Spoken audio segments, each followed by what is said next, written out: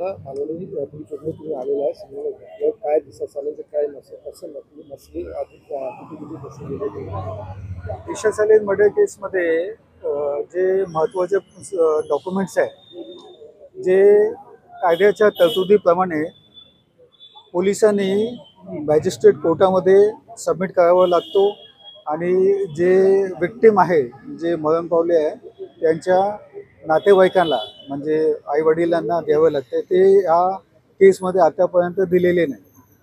तर त्या अनुषंगाने आम्ही एक अर्ज केलेला आहे त्यांच्याकडे सिनियरकडे आणि असे सांगितले आहे की जे डॉक्युमेंट्स आहे कायद्याच्या तरतुदीप्रमाणे ते आम्हाला द्या।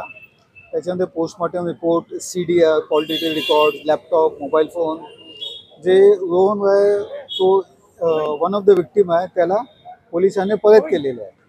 तर त्यांच्याकडून जप्त करून ते आम्हाला द्या कारण हे जे महत्त्वपूर्ण डॉक्युमेंट्स आहे एव्हिडन्सेस आहे हे कोर्टाच्या कारवाईमध्ये यूज होणार आहेत म्हणजे ते लागणार आहेत म्हणून ते देण्यासाठी मी अर्ज केलेला आहे। पोस्टमॉर्टम रिपोर्ट पण मागितलेली आहे। एकदा पोस्टमॉर्टम रिपोर्ट आली की जे काही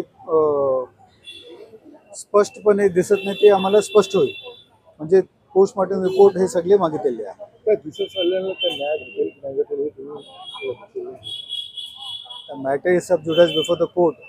न्याय भेटणे तर गरजेचे आहे पण न्यायाधीश जे काही निर्णय देणार त्याच्या अनुषंगाने जे काही होणार ते आपण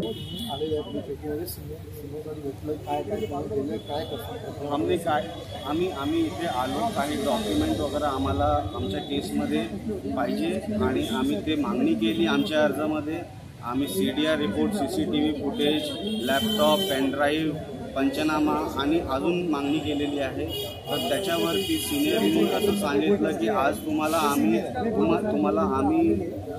पोस्टमॉर्टम रिपोर्ट प्रोव्हाइड करू आणि मंडेपर्यंत तुम्हाला सगळं डॉक्युमेंट देऊन टाकू। आज तुम्ही काय मागलात साहेब? आता आज पोस्टमॉर्टमचं रिपोर्ट भेटलं, पोस्टमॉर्टमचे रिपोर्ट जे आहेत लवकरात लवकर देणार आहेत ते आपल्याला आणि ते सगळं आहे म्हणजे का दिसत चालेलला हे नाही भेटणार नाही भेटेल।